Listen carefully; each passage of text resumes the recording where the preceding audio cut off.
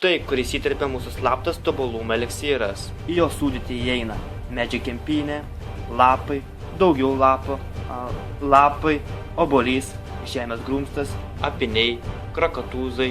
ir Libijos kojoto ašaros. Pažiūrėkime, kaip mūsų dalyvis pasikeitė per savaitę. Vairuotojo, patraukite automobilį! Pažiūrėkime, kaip į pasikeitimus reaguoja jo šeima.